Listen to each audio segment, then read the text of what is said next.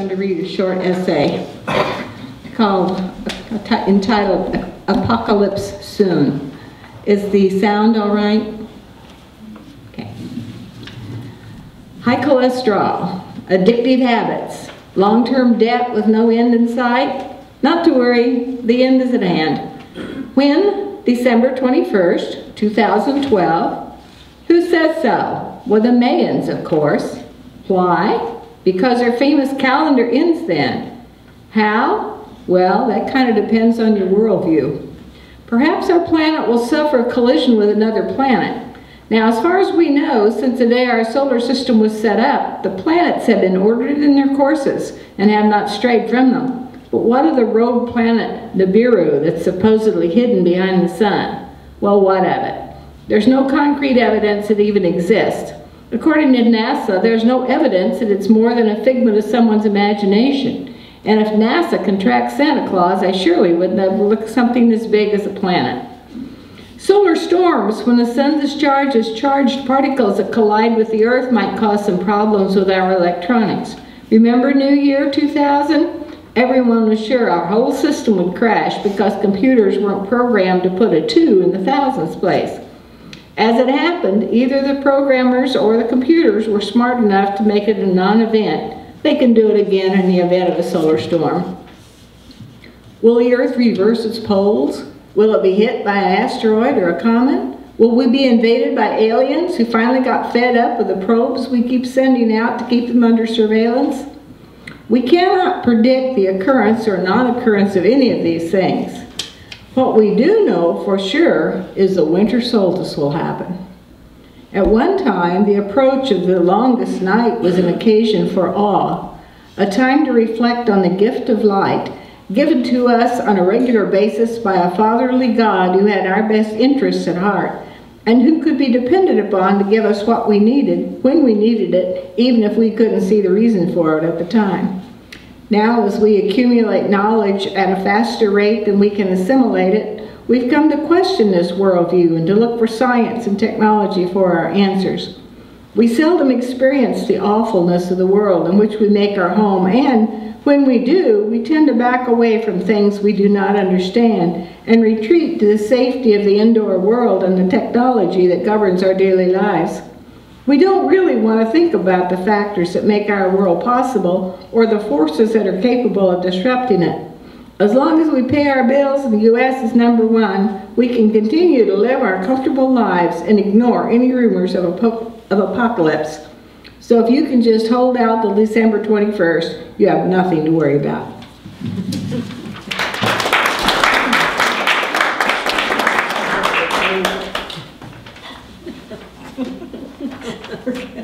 Should we use 2 microphones, I wonder?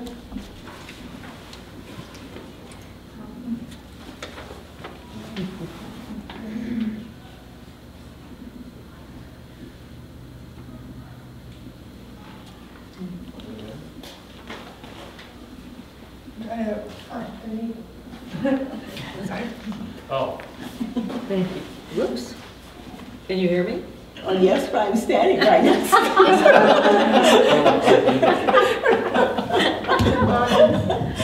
Testing. There we go.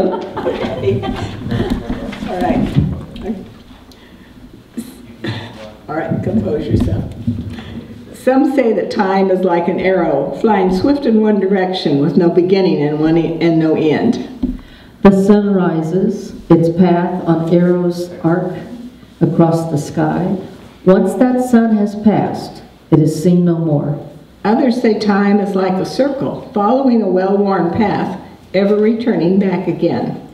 The sun's arc is part of the circle, the part that we can see, gone out of sight, but will return, rising from the opposite shore.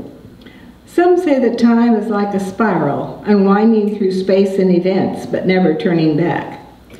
The sun returns, but shifted. The ribbon of its path wraps the sky, ever slightly south or north of the way it came before.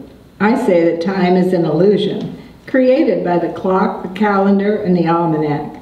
If we had no way to measure time, no years, no months, no weeks, would time soon cease to be?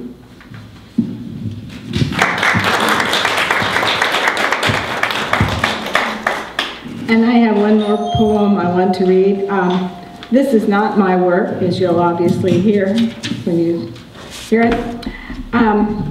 It's an example of a translation, and I'm always fascinated by poetry and translation because the original writer had to write it with the rhyme and the rhythm of their language, and then a translator has to keep that same idea, but do it in a different language with a different rhyme and rhythm. This one is unique because the version we know is already a translation, and so I don't know what you call this one, but it's from the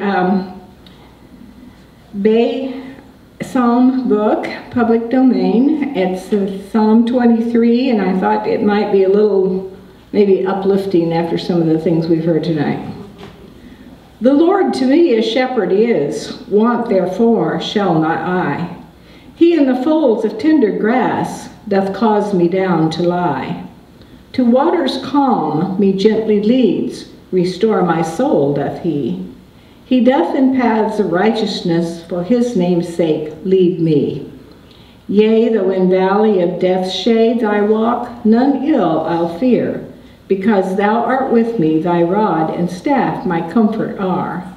For me a table thou hast spread in presence of my foes. Thou dost anoint my head with oil, my cup it overflows.